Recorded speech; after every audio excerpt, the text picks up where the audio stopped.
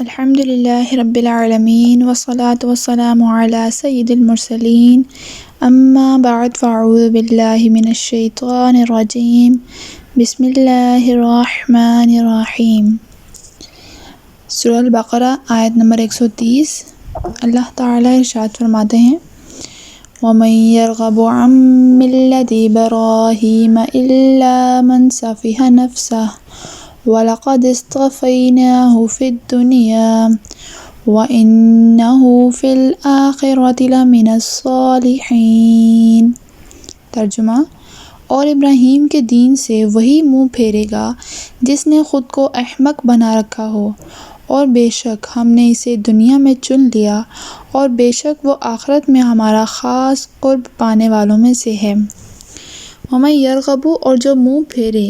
علماء یہود میں سے حضرت عبداللہ بن سلام رضی اللہ تعالی عنہ نے اسلام لانے کے بعد اپنے 2 بھتیجوں مہاجر اور سلمہ کو اسلام کی دعوت دی، اور ان سے فرمایا کہ تم کو معلوم ہے کہ اللہ تعالی نے توریت میں فرمایا ہے کہ میں اولاد اسماعیل سے ایک نبی پیدا کروں گا جن کا نام احمد ہوگا، اور جو ایمان لائے گا وہ کامیاب ہوگا، اور جو ان پر ایمان نہ لائے گا وہ ملعون ہے۔ یہ سن کر سلمہ ایمان لے آئے، اور مہاجر نے اسلام قبول کرنے سے انکار کر دیا۔ اس پر اللہ تعالیٰ نے یہ آیت نازل فرما کر ظاہر کر دیا کہ جب حضرت ابراہیم علیہ السلام نے خود اس رسول معظم صلی اللہ تعالی علیہ وآلہ وسلم کے مبعوث ہونے کی دعوت فرمائی تو جو ان کے دین سے پھرے وہ حضرت ابراہیم علیہ السلام کے دین سے پھرا۔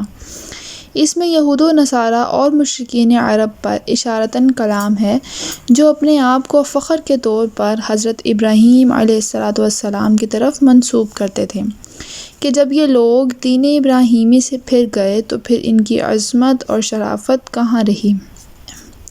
یہ بھی معلوم ہوا کہ سچے دین کی پہچان یہ ہے کہ وہ صالحین کا دین ہو۔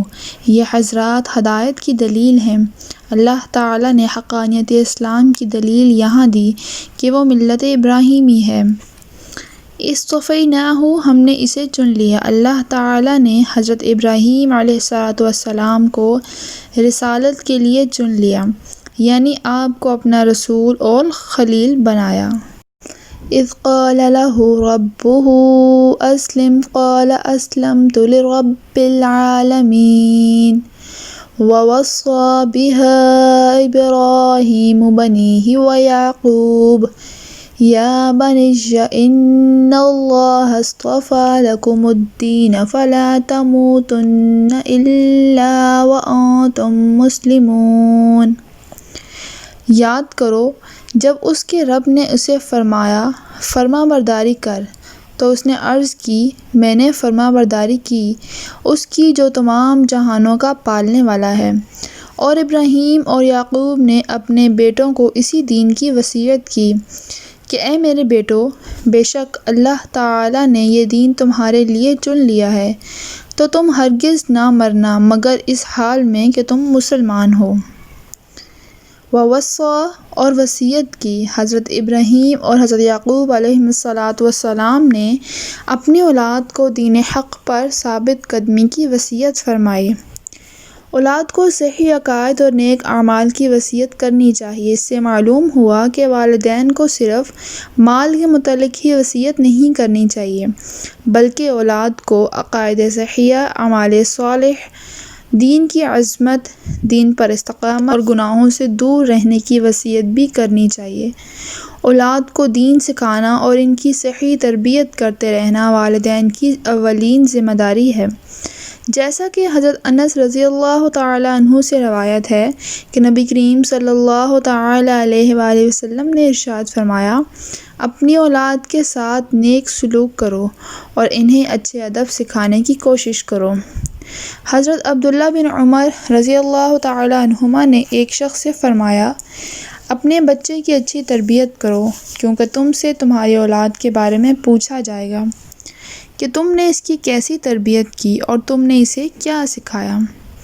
حضرت ایوب بن موسیٰ رضی اللہ تعالی عنہ اپنے والد سے اور وہ اپنے دادا سے روایت کرتے ہیں کہ رسول کریم صلی اللہ تعالی علیہ وآلہ وسلم نے ارشاد فرمایا کسی باپ نے اپنے بچے کو ایسا عطیہ نہیں دیا جو اچھے ادب سے بہتر ہو۔ مفتی احمد یار خان نعیمی رحمۃ اللہ تعالی علیہ فرماتے ہیں، اچھے ادب سے مراد بچے کو دیندار، متقی، پرہیزگار بنانا ہے۔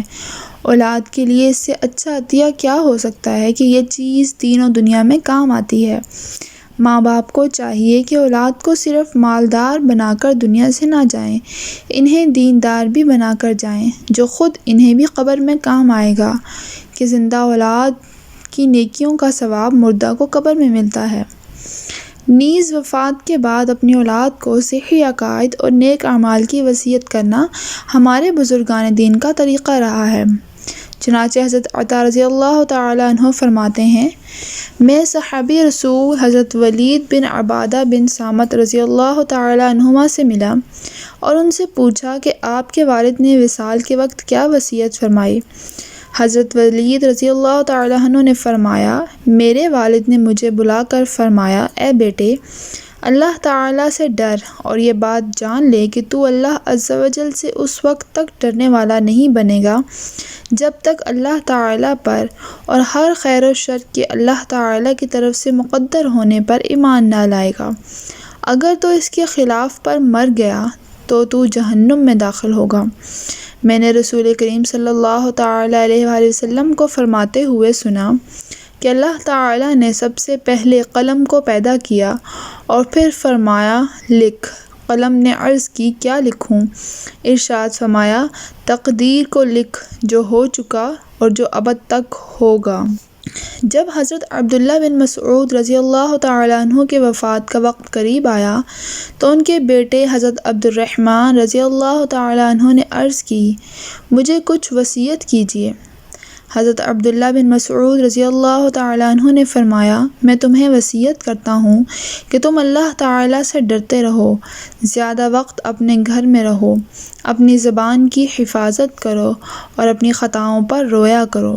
حضرت علقمہ عطاردی رحمۃ اللہ تعالیٰ علیہ نے اپنی وفات کے وقت اپنے بیٹے کو وصیت کرتے ہوئے فرمایا، اے بیٹے، جب تمہیں لوگوں کی مجلس اختیار کرنا پڑے تو ایسے آدمی کی صحبت اختیار کر کہ جب تو اس کی خدمت کرے تو وہ تیری حفاظت کرے، اگر تو اس کی مجلس اختیار کرے تو وہ تجھے زینت دے، اگر تجھے کوئی مشقت پیش آئے تو وہ برداشت کرے۔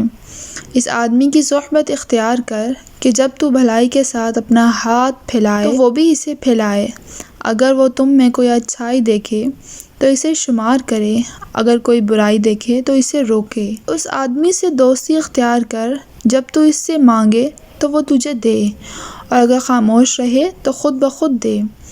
اگر تجھے کوئی پریشانی لاحق ہو تو وہ غمخواری کرے۔ اس آدمی کی صحبت اختیار کرو کہ جب تم کوئی بات کہو تو وہ تمہاری بات کی تصدیق کرے، اگر تم کسی کام کا ارادہ کرو تو وہ اچھا مشورہ دے، اور اگر تم دونوں میں اختلاف ہو جائے تو وہ تمہاری بات کو ترجیح دے۔